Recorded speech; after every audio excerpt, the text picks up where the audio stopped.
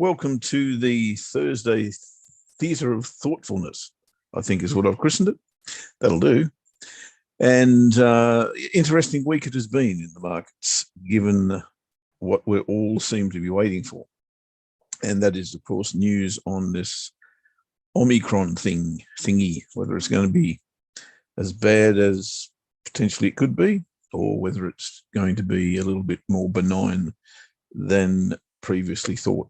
We shall see. That, to me anyway, occurs what the market's waiting for.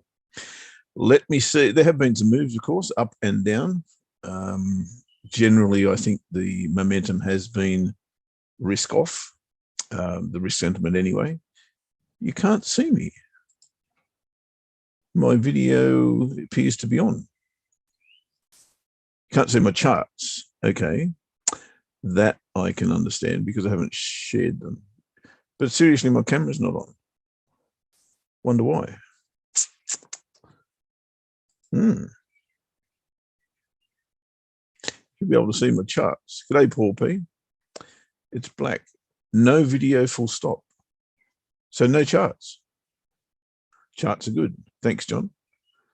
Okay. Well, some would say that's a blessing in disguise that the camera's not working, but I'll see what I can do about that when Ash comes in. I won't fiddle around now. I'll just leave you with the charts without my illuminating face. Thanks, Paul P. You're a fibber. Righto. Because you can see my charts, that's a good thing. So that means I can have a beer. Awesome. I didn't say that. So pound US dollar, as always, we are looking to find a breakout of a range. Now that range consists of the 24 hours prior to today and the current price action. Now, if we were to trade this, so we would be going long at around about there, and our stop loss would be around about there. So 94 pips of risk. And we've got about 15 before we hit strong resistance. Or is the resistance the weekly pivot? And we've just had a few fake outs of that. That's a good question, to which I'm not readily answering, but let's look above that. So we've got to get 90 odd pips before we can take profit. I don't think so. It doesn't make sense to me. Resistance here, resistance here. Downside, probably a little bit better. So risk there, say 95, it's close to 100, isn't it? And going only 63 here before we hit support. I don't think this is a good deal, guys. And especially in this climate where, as I said before, I don't think the market's kind of decided what to do yet, frankly.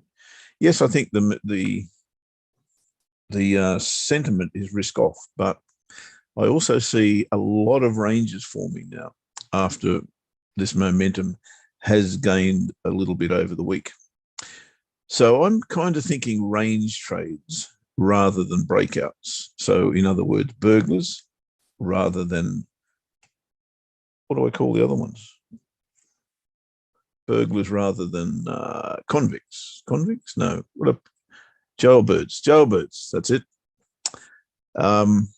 So I want to break in to the ranges. I don't want to break out of them. So that is my thesis for today, if you like. It's certainly my thought process. So pound US dollar. Yes, I'd like to range trade it. No, I wouldn't like to trade breakouts. So therefore, that's a null and void for today. You'll notice that there are more knots than do's with the pound breakout these days. And I think that's because I've just added filters that make perfect sense to me. All right, so what are we doing? CAD Swissy, still in CAD Swissy. Maybe not for the long haul. If this breaks out of this channel, which, of course, those of you who know me know that is a range for me. So that's when the theme that I'm going with is ranges, right? We're nearly to the top of that range, and not that I'm expecting to trade a bounce off it. But if I were to see a false break of it, then I would be very interested in scaling back into this. So let me point that out. This is now an hourly chart. Break to somewhere here. Hit a resistance level, DR1 will do. Come back underneath, maybe even underneath the daily pivot. Retest that confluence area. And then I would be looking to add to my position, which now has a stop loss at 72.55, if my memory serves me correctly. If you're following this one, it's in a precarious position, really, to be fair, because if it does break this level, then it's probably going to go to the monthly pivot or the weekly pivot, thereby taking me out. That's okay. I'm willing to sacrifice those pips because we're well ahead in this trade. I want to give it just a little bit of space because there is a level that it hasn't quite reached yet underneath us. And it's this level here, maybe even a little bit lower. The breakout area here, maybe that's the level that it wants to go to. So I want to give it a little bit of space. I don't want to tighten it right up just yet. But when it hits this level here, or sorry, this level here, that's where I'll start to tighten my stops if I am still in the trade. Euro Cad, wanted to mention that. I'm no longer in Euro Cad on the monthly chart. I moved my stop loss above this candle here, and I'm now out of that. Now, speaking of Euro Cad, and remembering we traded this bar here in January, seems a long time ago. The 11th of the 1st, that was the 14th of the 1st. Anyway, we didn't quite make Christmas time. Yep, long time, but now out. The reason I tightened my spreads up, oh, don't talk to me about spreads. The reason I tightened my stops up should be reasonably clear here because we were at a strong support level. And I did anticipate that there would be a bounce here. Didn't know how far, but you know, if you're talking ranges, it could go right back up to the top here. In fact, if that starts to unfold, I may even jump on that, going in the opposite direction. We tried to buy this on Monday. Was it Monday? Yes, it was. After Monday, must have been Tuesday. Anyway, I sent out a signal. And we had to trust that price would go through the monthly pivot and hit the high of this bar. It did that, but it didn't get through it too much. When I saw that there was a CAD news event, I think there was a CAD news event, can't remember what it was, I put my stops at entry, having taken TP1. So profitable trade, very small profit, but profitable trade nonetheless. And I'm considering my options here. I think I'd like to see it come back to the monthly pivot, put in a higher low, and then I'd jump into that again. So the problem you've got here is picking this, and it's now looking like a short, not because we've got a red bar, but because we have, I will just use my little drawing tool here. We've got this broadening pattern going on.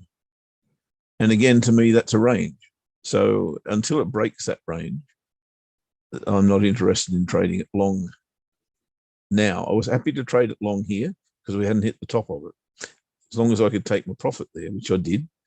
And now I'm looking for maybe something like that to trade back to the monthly pivot on a smaller time frame. And what happens there will probably determine what happens to this range. So if we get a break of those, retest that, then this is probably headed back to this area.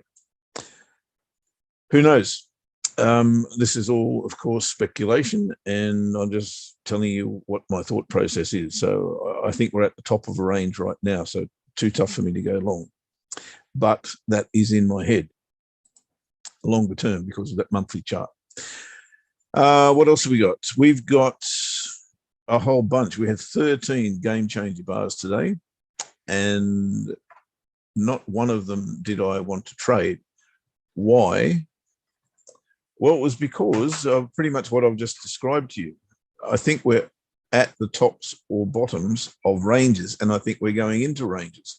Let's discuss that quickly. I won't go through them all, but if you can hear rain, that's because it's raining.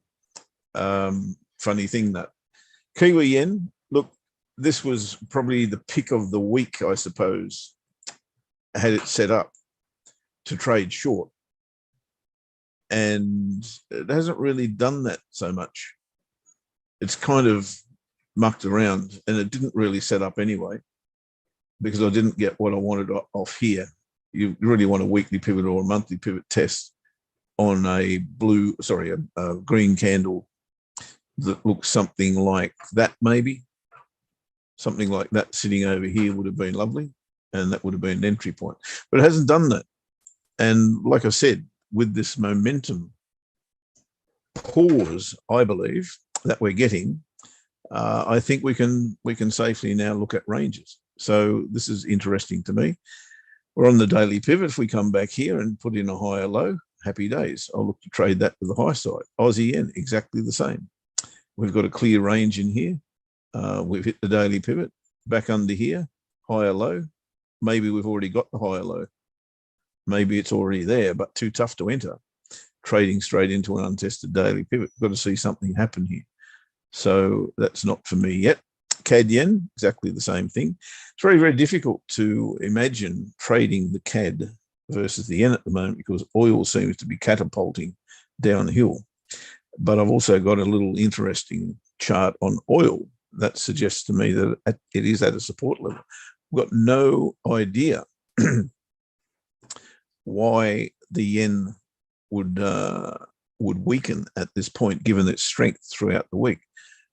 But I always look at technicals. I'm a technical trader, so I've got to recognize that we are indeed at support levels, and we're coming off that support level. If we get a higher low in here, then that becomes a trade. Yes, it becomes an what do you call inconvenient truth that the fundamentals don't stack up. And totally agree with you, Lewis, rather. Anything against the yen this week would have been a winner. That's true, sure. But I think now that game may change just a little. And I'm not suggesting it reverses to, a million miles away. But I am suggesting that there is room for consolidation or range, if you like. And that makes sense to me, because the market really doesn't know what happens next with this Omicron thing. So that kind of makes sense to me. So I'll be looking to range trade all those three against the yen. And yes, it is very, very difficult to imagine why you would want to be going against the yen at the moment, but that's the reason that I've just given you. CAD Swissie, we've already been through that. Again, that looks to be rangy to me, but the range I see on the smaller time frames is not the horizontal range. It's this range here. It's the channel. So we're at the top of that, false break of that, as I said before, and I am looking for shorts, or to add to the shorts. Aussie Kiwi was a little bit interesting, and I had a look at the hourly chart here, and I saw something that I really do like to trade, and it is this. It is break and retest, or in fact, it's a double cross of the weekly pivot. What's a double cross? A double cross is a decisive bar that cuts across a pivot. Doesn't have to be two pivots, but two pivots, hey, even better. And then you get another decisive bar that comes back through it. So the first one closes below, the second one closes above, and that to me is a double cross. So I'm looking for a way into that. In fact, I could even imagine me trading that if it wasn't for the fact that we're trading in between DS1 and DS2. So I don't like that. What I would like to see again is a false break here and get clear. Maybe it doesn't really matter that I get clear of the pivots now. Even if I get bounce off monthly and a lower high in here, I'd look to trade it. The lower high after the breakout, right? So false breaks, what I'm looking for. Happy to trade that short. If it occurs on a 4-hour chart, which it won't now, of course, because that looks rather like a big bounce long position, doesn't it? daily pivot would prevent me doing that. But that bar is a spinning top, so tough to trade it right now, I've got to say. But if I do get that false break, then I'll be happy to do so on the hourly chart. So that's what I'm looking for. I'm hoping that it just doesn't go without me, because that's something that I do like to trade. Dollar yen, look, I just move on, right? Aussie Swissy, also ranging, in my humble opinion, and potentially tradable.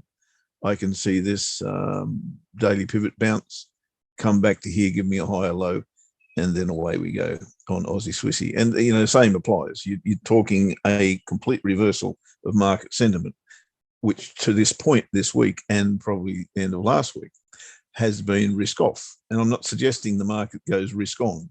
I'm not suggesting that at all. What I am suggesting is that, as I said before, if we're in a range, we're looking to trade from the bottom to the top. No further. We're not saying we're going up here. That's not the point. But if we can find a way in here, hourly chart, 30-minute chart, why not? All for it. I want to ask my opinion on my own. Didn't I just skip through that?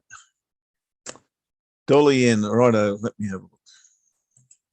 I try to avoid this like the plague, but sometimes it just does stand out like proverbials. It's a mess, isn't it? But there's a little channel there. So let me get rid of this one off this chart, or leave it on this chart rather. Go to the 4 hour and look at the market structure, which maybe, no, it's probably there.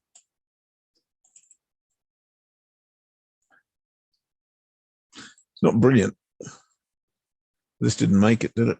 So it's getting less and less predictable, in my opinion, because, you know, when you're bouncing off the bottom, you're looking for the top. You're bouncing off the top, you're looking for the bottom. Didn't make it. Hasn't made it to the top yet. Don't know. Pivots are all over the shop and close together. I can't fall in love with it, Lewis, I've got to say.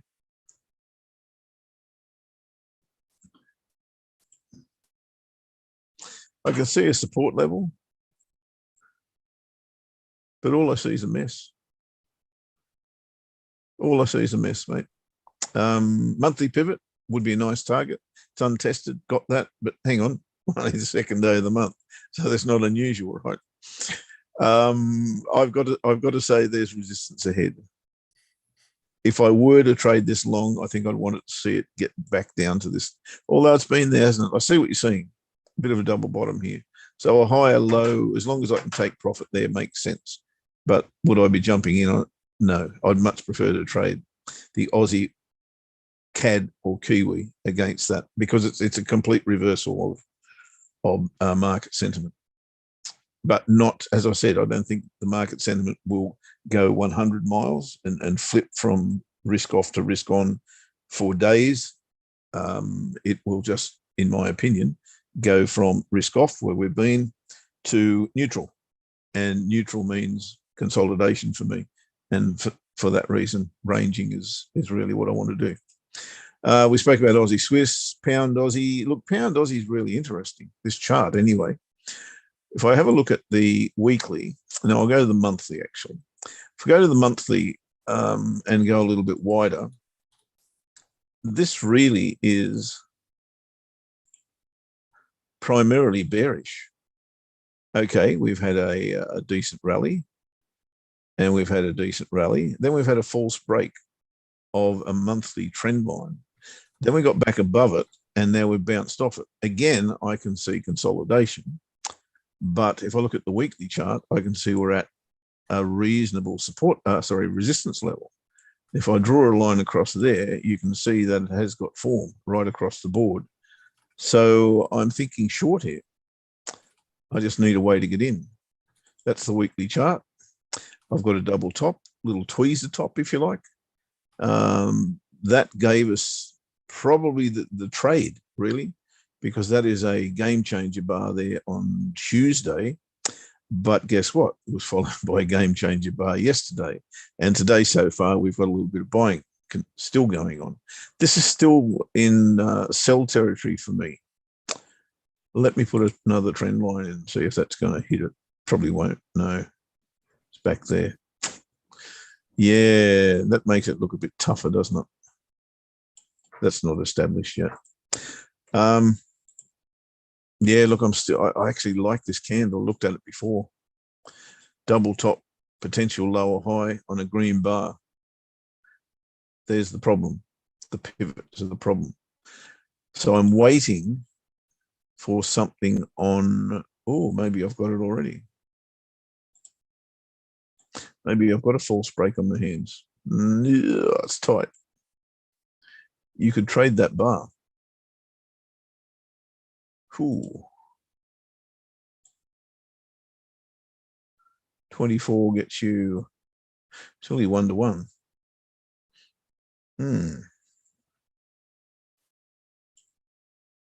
30 minutes probably looks better.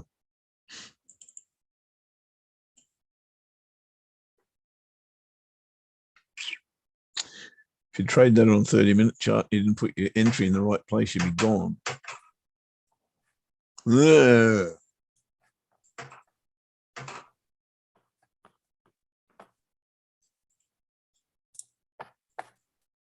What is this? Pound Aussie. 23. Yeah, there's a bit of resistance there, which is going to become support. No, I'm not that convinced it's good, but I can see it. It's kind of 75%, and I'm not happy with 75%. My camera's not working, but I can see you. Hello. Hey, buddy, how are you? I'm waving at you, but nobody can see me. Oh, why is your camera not working? I have no idea. Oh, okay. Although it did a power outage earlier. That might have something to do. I might have to turn it back on in settings. Yeah, try that. Try that. I will. When you're having a little chat, I'll do that. Okay. Well, let's do that. Yep. I've gone into range mode, I think. I think the momentum that we've seen and the somewhat predictable momentum that we've seen may just have a little bit of a pause right now. Yeah, I'd agree with that. I'd agree with that, which actually are quite nice conditions, as you say, to try and initiate something, because trying to initiate something when the market is already on the move is very, very difficult. And yes, we've seen quite a lot, haven't we, in the way of movement with global equities. And even the bulletproof NASDAQ managed to break through some levels yesterday, because there was a case found in California of the new Omicron variant. However, the news from the variant doesn't seem to be that extreme. Australia's come out and said that the cases that have been found are relatively mild. GlaxoSmithKline have come out and said that they've got something ready to go. I haven't really looked hugely into that story, but they said they've got something ready to go, which I think is quite interesting, because they were last. They've been way behind when they've been talking about releasing a vaccine. And you had AstraZeneca, you had Moderna, you had Pfizer, you had Johnson & Johnson. So all these big medical companies coming out, all these big healthcare companies coming out and releasing vaccines. GlaxoSmithKline were well behind the curve. And I think they also said that they wouldn't be taking any profit from the vaccine either. So as charitable as that is for the world, it's not great for investors. So we're only seeing GlaxoSmithKline up by 1/3% this morning, which I wonder whether that's to do with the fact that they've got a vaccine, or whether it's more to do with the fact that they're not taking profit from it. If that's still the story, that was certainly their story initially. I suspect it's probably not enough of a story, because the market hasn't reacted particularly bullishly. But I do think we probably go into the range where we do start to see prices now get tested. So let's have a quick look. We've had obviously oil and all sorts of stuff going on. I mean, there's so many markets we should probably cover just to get an overall picture of the global sentiment that's out there right now. But let's have a quick look at the FTSE to start with. So we're back to our old friend. Let's make sure I can get in here. Join there, doing that. You know, I was just messaging the guys on WhatsApp. We got an event this weekend. Messaging the guys on WhatsApp. Then I remembered. We got a radio show to do. So I was kind of caught slightly off guard. But I am ready to go. So here we go. Screen one now. This is the look of the FTSE. I'd be really interested in the FTSE if it came down to this point here. That looks like a really strong horizontal level. That doesn't mean I don't think that we're going to be starting to push into the upside. I can tell you that the underlying picture on the FTSE, when you look under the hood, it's pretty bearish right now. I mean, there's not a whole bunch of movement, but after yesterday's sell-off, it hasn't managed to suggest that we are going much higher. Looks like the resistance level somewhere around about here. So between these points, I would suggest that the FTSE is going to be a little bit tricky to trade. I'm more interested in upside than downside today, and probably the same with some of these other equities as well. Maybe the same with the Nasdaq. Look at the Nasdaq, has struggled. You can see that here, break of the head and shoulders pattern, relatively clean. But I thought that the head and shoulders pattern could have done with another couple of days, just to kind of give it absolute equal left and right shoulders. But it was okay. So we see that this market tank. I think this one tests as well. I think that there's every chance this tests this level and goes into a range. Hasn't yet fully tested where it came from. So it looks like that area will probably be seen at some point. So I would have thought with the Nasdaq, the idea would be to sell it here, sell it around about 1631 or something like that on the futures, and see if we can actually touch this level before the real buying comes back in. And I wonder whether, you know, to your point, whether we are in this state of range where it kind of goes from this point to this point, maybe a few times before deciding what to do. And it might be through there, it might bounce. I think it's going to be a little bit to do with the time of the year. The equity market does tend to be quite good in December, certainly for the first part of it. So I'd be okay sort of saying that that we're likely to get some upside from these equities initially this morning anyway. We've also should take a look at gold, because gold is about a week or two away from hitting its seasonal long period, really strong seasonal long period. And market just hasn't loved it, has it? It just has not liked gold at all. Bit of a mess, isn't it? It's a mess. But the only thing I would say is on the dailies, you do have this point here, which you know went into a move to the downside. But when you look on the weeklies, it would depend on how this bar looks. You know, if this bar, I don't count a spike down and a close above this level as a lower low. A lower low to me is a close below the previous points, you know, and particularly the close below the previous closes. So if it came all the way down here and all of a sudden jettisoned up, that would look like a pretty good buy signal. And I'm interested in gold for a buy signal. I don't think it's there yet, and I don't think I could have too much confidence in gold as yet. But at some point, I'd be quite keen on gold. I'd be quite keen to to still look for the upside, but only if the COT report suggests so. Now, I don't often put so much weight on the COT data, but the COT report has been so good predicting that gold wasn't going anywhere over the last few months. Where the rallies happened, the commercials still didn't jump on board to the upside. I wonder whether they might actually provide a really nice clear signal in the end. If the commercials jump in long, I'd be quite up for a long on gold. If they don't, then I'm not getting involved. I don't care about the seasonals, but if they jump in long in the next couple of weeks and the seasonals suggest that we should be going higher, I'll be okay to take a trade in gold. Because to my mind, it's very difficult to figure out what it is that's driving the gold market. Inflation is an issue, and we know that traditionally gold is an inflation hedge. That hasn't transpired, really. You know, the inflation story is still there. Gold's gone nowhere. bond yields is a problem for gold, because as bond yields rise, then the gold price is also suppressed. Well, today we see bond yields at 146 or something, and they were as high as near 1.7, 1.46, and they were as high as 1.7. That hasn't driven the gold market higher. The concern about the Omicron variant and the fact that the world might be ending anytime soon, that hasn't driven the gold market higher. So it's very difficult to find out what it is that traders or investors are waiting for to say that gold is the safe haven that it's proposed to be. So I'm not saying that it's not that anymore. I'm just saying that the market as yet hasn't decided that either it needs to be or that it is that particular character. It doesn't have that characteristic right now. But the COT report might give us that. So that's why I'm waiting for the COT data, because I don't see fundamentals that I can make any sense or head nor tail out of. I'm sure there's reasons, and I'm sure people that are much more equipped with gold than I am, be able to tell us what it is, but can't see it. Oil.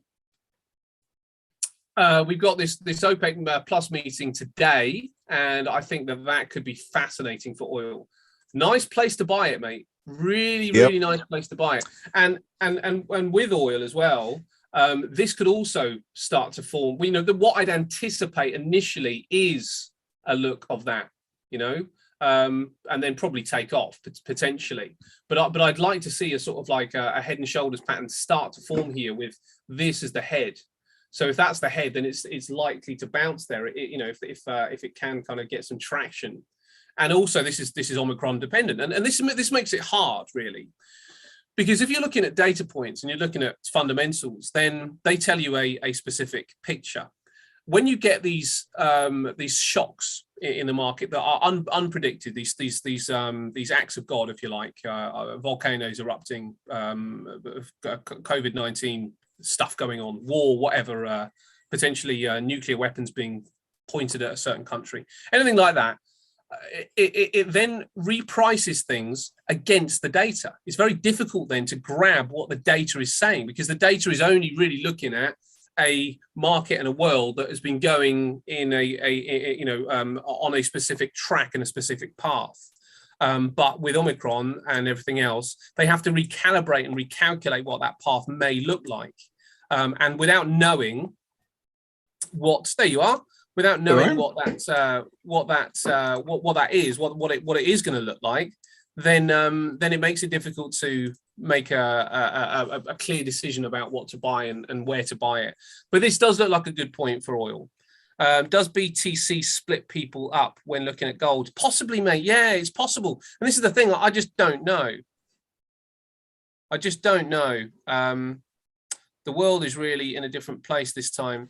Yeah, well, I think some of the issue is what happened last time.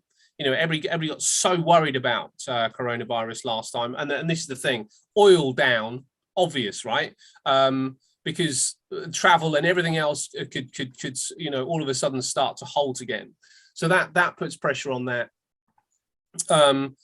The NASDAQ tended to be pretty bulletproof. I'll tell you what, though, today Apple came out and said that the take-up for the iPhone is not as big, I don't think, as they thought it would be. Now, that's huge for Apple. That's huge for the NASDAQ, because what a lot of fund managers tend to do at this time of year is they try and balance their books up and try and massage their numbers by buying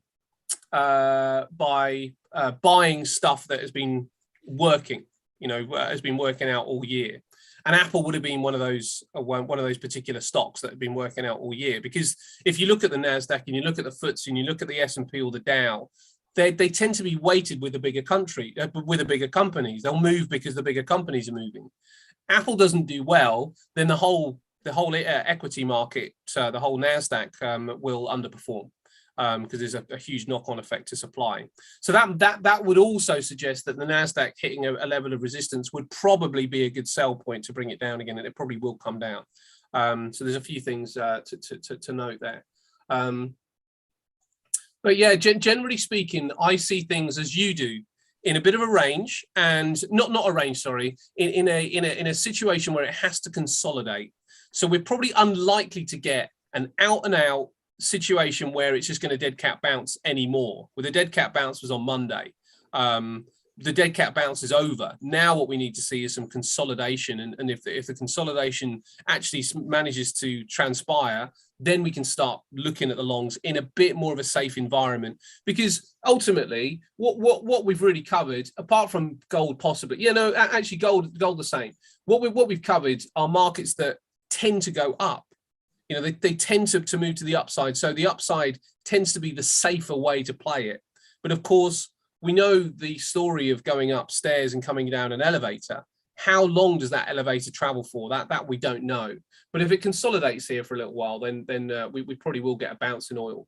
And looking at this, you go down to the hourly chart, and that's a level that jumps out straight away that it would need to break through.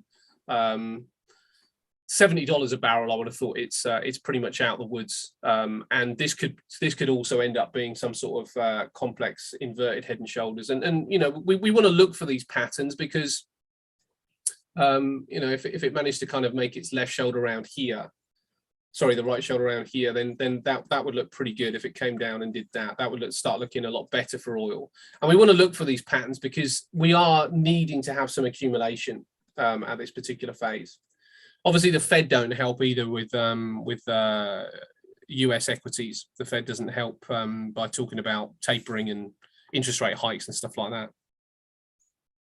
Yeah, I would have thought, mate, that today's OPEC meeting could be a driver. Now, I don't know how long that will last, but it could be a driver. I would have thought people would buy into it because you would suspect that the governing body of any product will try and do what they need to push it higher. So I suspect people will probably buy into the meeting. The meeting doesn't conclude either until possibly today, but maybe even tomorrow. So we could be waiting a little while. But I would suspect people would buy into the meeting, which means that if oil comes back down here, that would be a great place to buy it. $65. $65 a barrel looks like a really good place to buy it. And that's purely because there is something on the horizon. So unlikely to start tanking again unless we get further data from Omicron, of course. And that's still the thing, isn't it? Wait until Yeah. that news actually hits. Whether it's good, bad, exactly, or indifferent. mate. Exactly. Yeah, the market is running fast at the minute. It's running very, very fast. And it'd be quite nice just to kind of get a little bit of respite of some of these moves. And as I say, I suspect that respite is probably close by. Yeah, look, my charts are telling me that. So yeah, I'm quite prepared to trade off the bottom of ranges to the top. Yeah, and vice versa. Yeah, and this is the thing, isn't it? I mean, if you see that, and this is what I noticed with the Nasdaq actually recently, was that this particular area, as dangerous as it seemed to look, but this particular area, better on the 4 hour actually, that low there and that there, that it created a really nice range. I mean, it was, but I suppose this is the thing to note. This is going back a few months. Yes, it burst through there, but as soon as we got inside here, there was opportunities really. I mean, if you have a look at how many times that bounced before it's broken down, you got 1, 2, 3, 4, 5, 6, 7, 8 times in the space of a couple of weeks where there were potential trades. And if you were thinking, okay, I only like the downside, then really you got 1, 2, 3, 4 times that you could have traded from the top to the bottom. And that's really what you're after, isn't it? You just want this to happen first. And because of this over here, this was a lot easier to do, really. You'd need some range like this before you start to go into that kind of thing, because otherwise you're guessing. You've got to get some kind of you've got to have something established. Yes. Yeah. Totally. So yeah, that's where I believe we're at. I mean, when it comes down to the FTSE, the ranges are there, but they're probably quite tight. Not the 4 hour so much, but the 4 hours also creating a range where this is the top. And it looks like somewhere around here there's a bottom. coming in. So we're in the middle. So it depends on where you think it's going this morning, but much easier to wait further down here, and maybe even just a little bit lower down there would be better. Actually, that looks like a better point to have the range. So FTSE, I think the same thing, mate. I think anything that comes down here, well worth trying to swallow it up to the upside. Anything up here, worth taking it to the downside, because uncertainty is prevailing, and when uncertainty prevails, then these ranges are more likely to hold. Yeah, well, I think the uncertainty factor has already played out to some degree, maybe as much as the market is prepared to go. Uncertainty equals generally risk off, and we've seen that. Yeah. And we expected to see that. It's no surprise. But this isn't sorry, mate. Just to draw everybody's attention to this as well. You know, this gap here, there was a gap down here that needs to be closed, and it was pretty quickly. This one hasn't. Now it's pretty high up there, but I would like to see that close before giving up on the upside with the FTSE. You know, I'd like to see I'd like to see whether the FTSE can actually come up and test where's the level we need. This point here, kind of easier to see on a it probably is there actually. Probably easier to see on a 4-hourly, maybe even that. And if that was to happen, you know, I mean, it's got to happen relatively quickly, but if that was to happen, it would just about be able to close that gap. That trend line may not be that tight. It might be more like that. And if it is, then it will have a chance to close that gap maybe before it hits the trend line. You know, difficult to know exactly where it is, but it's somewhere around here. There will probably be a level, but that's the glaring thing that I'm seeing on this particular chart. A gap that will eventually be cut, will eventually be closed, but as we know, that could take a while.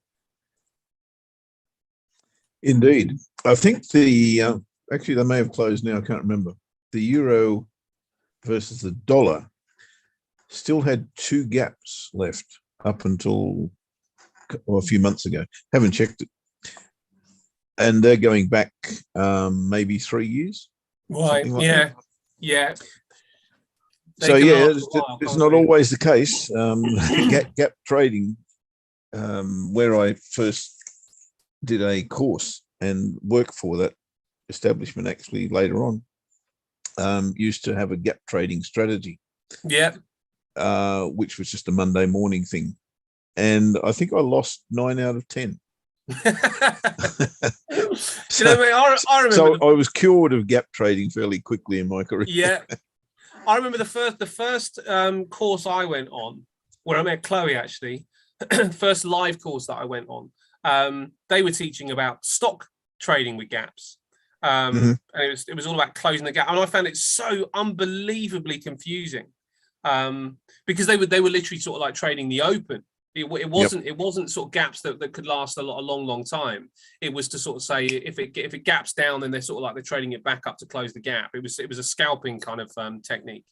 And I think for a new trader to be learning scalping techniques is so irresponsible. And I look back on it now and I think it's so irresponsible to try and get traders to think that, because what it almost trains you to do is think too fast.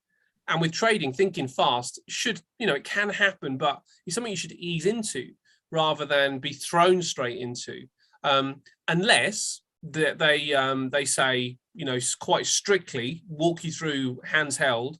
You're not trading with live money for a year, and unless they give you the chance to sort of like really absorb the psychology of it. Then to teach that stuff, I just think it was, as I say, hyper irresponsible. So but then you get a massive game change when you go to live money, because you don't feel the emotions when you're trading fake money. You just can't. No, you don't. But you know what? To actually figure out the technique of scalping when you've never seen a chart before takes a while. I didn't really understand what I was doing, is my point, and all of a sudden I'm going into the market thinking, oh, there's a gap, buy. Because the way they were teaching is it wasn't just buy the gap. It was like, it's either going to hold and you take the short, or you buy into the gap. And you just, at that point, don't know what indicators are telling you. So yeah, I think that in that sort of environment, you kind of need a demo account for a little while to understand what it is, understand what the actual structure is. Fair enough. So yeah, but the never FTSE been a looks good fan to of me, demos, but they do have their place. There's no question. They do have their place. Yeah. Yeah. FTSE looks good to me anyway, mate. For some upside, that's the long and the short of it. We've seen this looks like quite a nice bar, and I think that this is a buying opportunity, and it may well come up to this point. I suspect we should probably take profit around here. So it's probably a 15 pip run to the upside on the FTSE, or at least to this higher point here. So maybe a 10 pip run. I think the FTSE is tradable today for a short term trade. You better off do the S&P third Monday. You are, right? You are absolutely nice and gentle, that one. Well, that's how smart I am. What's that run at 90% or something? Yeah. Why don't I trade that? I'm an idiot. That's why. Yeah. Well, do you know why you don't trade it, mate? Because actually, you're not. I would say it's sensible, because I think all these sorts of different things. I mean, it's still a strategy. Whether it's simplistic or not, it's still a strategy, and it's still something that takes you away for a period of time from your own strategical analysis. And I really sort of I've made sure I've protected against this for quite a few years in a way, or certainly a few months. Just don't get distracted by what other people are doing. Now that doesn't necessarily mean to say that because of you and I working together over the course of the period, some of the stuff that you do and say hasn't come in, but it's come in so gently that when I now look at a chart, I look at a chart that I can read what you may do. I don't know if you would definitely do it, but I look at it and go, well, this is what Jeff would do. So that would suggest that this is a good entry point. And if my stuff lines up there, I really like this. If I like the yes, overall if you like it already, yes, yes. Then so I don't mind that so much, but trying to learn the way that other people do things is I think a bit just too disruptive. It is, because you're not the same personality. You don't have the same risk profile. You just are totally different to anyone else. So, that's what we teach all the time. You have to fit the strategy that you're trading, or vice versa, whichever way you want to put it. Yeah. You can't do everything. You just can't. No, you can't. And also, there are still kind of, I suppose, mistakes that inevitably I make and everybody else will make that I'm still working on. It's a constant learning thing, trading.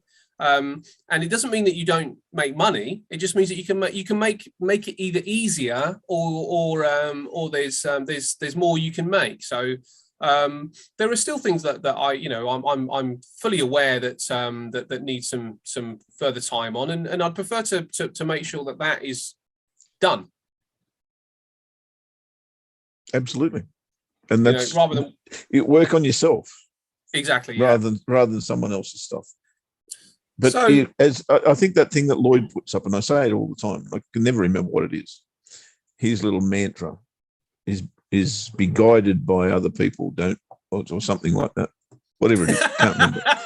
Be guided by other people, don't rely on them, something like that. Whatever it is, I like it. But I like it. It's a good thing. You would have been a great person to spread the word of God. The Bible would look very, very different if it was you telling the story. It certainly would. Yeah. This prick over here just handing out loaves and fishing. What's going on? And then he turned a load of no disrespect to anybody who's a Christian, by the way. Sorry. He turned a load of seawater into Ribena. Everybody in the wedding was very upset. They were hoping to get drunk, and they ended up having Ribena. Yeah, what a letdown. Yeah, bugger, can't have that.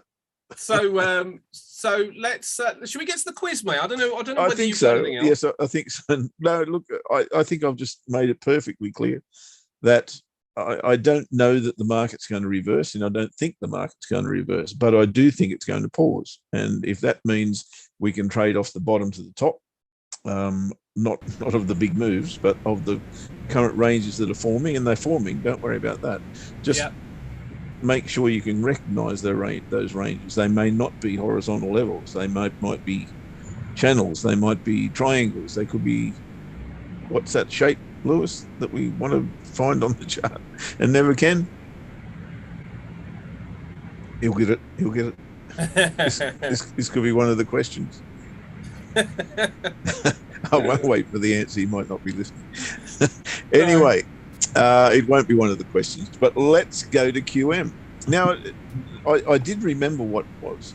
It was Affable Atch, and it was Jovial John, wasn't it? Jovial John, that's a good name. That's a good name. How are you, buddy? I'm very, very good. Of course he is. You're jovial. No complaints whatsoever. There you go. It sounds like you've had a good week. It's a continuation of what it was last week. Remember the organising of doing the things and actually, not what's the word? That's it, Lewis. Circle. I knew you'd get it. There's not trying, like you just said. I'm not trying to be something I'm not, and actually in the end doing the things that actually seem correct after I've done my analysis. Yeah. Making good decisions. Yes. Not all my decisions are good, but they're working better, and I know that it's not the trading. It was actually just getting out and doing some fitness. Yes. Spending a couple of hours walking, getting away from the screens, and actually planning what I was doing more, thinking about what was going on. It's such a good point that a lot of success with trading actually involves not trading or being anywhere near your screen, because you can overthink this stuff, can't you? It can really sort of like get into your head. When people said that to me, I thought, what do you mean you've got to be in front of these charts? And then I thought, oh right, that's what they mean. Yeah. I was just out walking. I thought, oh right, okay. So it worked quite well. I'm going for. See you, Lewis. Have a good one, mate. See you, buddy. The same approach as last week, Jeff. You'll like it. Oh, nice. Maybe. Okay. Here we go. Who is the name of the new old Fed chairperson? Is it Bud Powell, Jerome Powell, Colin Powell, or Baden Powell? I like the Baden bit. Baden Powell. Jerome. Yes. You see, it works a little bit easier. For interest, Bud Powell was a jazz pianist. Oh, nice. What is Janet Yellen's job? Secretary of State, Secretary of Labour, Secretary of the Treasury, or D, Secretary of Commerce?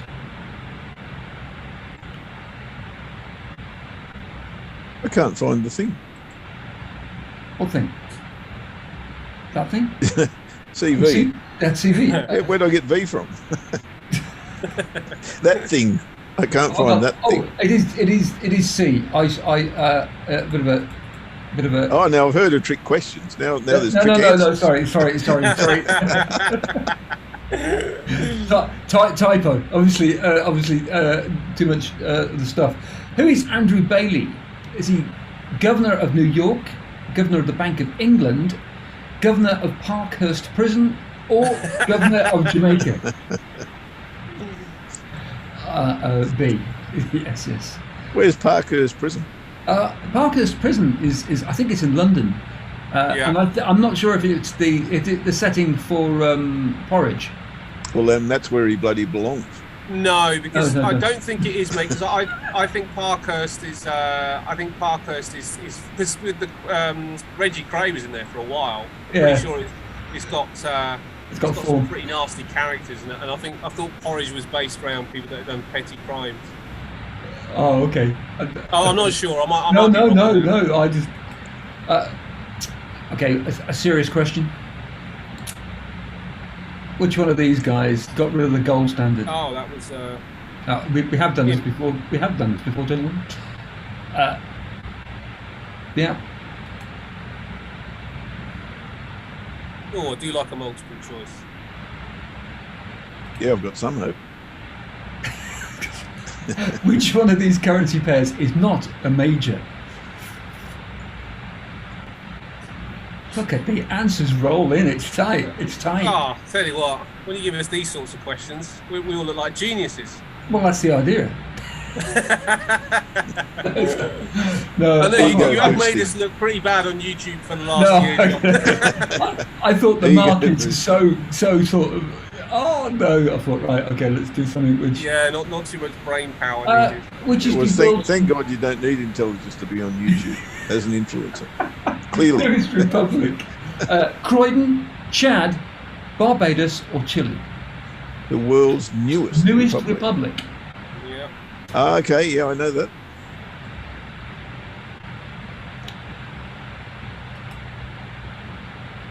Yes.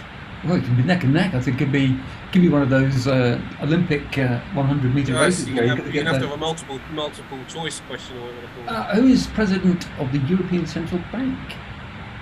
Which Christine? We're lucky that it's not C because she brought down the British government. She certainly did.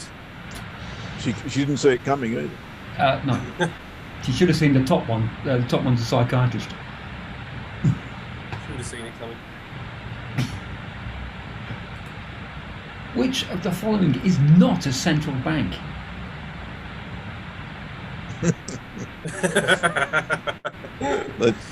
They could probably take one over. I thought that. Of course, yes. Which of the following is not one of Santa's reindeers? Ooh, Mm. I'm not sure. I'll go with that. Well, look, it's Jeff who's got it. Does he? Yeah, bouncer. Can't believe he's won it at the last. That He won it at the last. There's Donna, one- is Donna a Yeah. one of the there is. reindeers? Yeah, I That's was really- amazed. Yeah. Bouncers in there. But you could get it on the last one. You could get yourself back. Which I of the met a following girl is a and famous Donna New Year's was- Eve song? Old local brew, old Albert aperitif, Oh, no. old Lang Syne, or old Tin Gin. Oh, can't believe it. Jeff is the king of the week. He's the king of the week on that, I mean, you can't on that believe it. reindeer, the reindeer question. he's nipped in with on. There we go. So, Well, Paul anyway, P might be equal. actually, just while you had the SAS question up, has anybody seen the new Bond movie? No. No. Well, here we. I'm not sure if we can go into cinemas yet. Okay. Well, I mean, I haven't seen it either, but I know what happens at the end, and I wondered if anybody thought it was disappointing. Oh, probably. Spoiler alert. Spoiler No, I'm not alert. going to say what It's happens. disappointing. No, Um, but to get this sort of context, one of the, I think Kuala Lumpur is a city-state. They won a football match against another city-state in Malaysia. So I have a guess what tomorrow is. Ooh, Day off. Football match. We won a football match. It's a bit like, say, Shropshire beating Yorkshire and getting a day off. Oh, really? Yeah. Oh, brilliant. So yeah, that's a bit of a. No, cinemas aren't open yet. Restaurants and things are open, but quite a lot of people here are vaccinated, double vaccinated, and They a are. lot of the schools and things are. Yeah, I Nice think place to that live, John. Kuala Lumpur. it's a good place. I've been here 14 years. Yeah. You love it?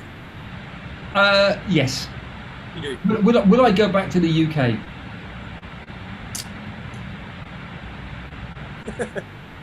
It's too expensive. Oh well. It's just the too. weather- I'd have to. I'd have to go back It's in all the right, rat. it's all right going one way, going back the other's a bit tough. Yeah, I'd have to go back in the rat race. I sort of left that side of it behind, so I thought, okay. But if I do, we got a place. We've got a place in Portsmouth. Oh, nice. So that's. But would I? No. It's I miss lots of things. Yeah. But if somebody said, okay, you want to go to Tasmania or you want to go to London, I've not been to Tasmania. Same here, John. Yep. Same here, mate. I'd go and have a look at that.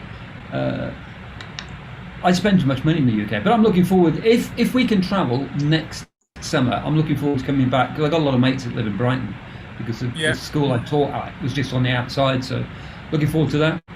Are you any good at pulling out weeds? I am. Yeah, I did rural science at school. Okay, free accommodation. Yeah, I'll have a bit of that. That's good. In Tassie. Good at weeding. No problem. You only have to play one concert a week. That's all. That's good. One concert a week. Weed pulling. I'm in. Yeah. Yep. That's around the campfire.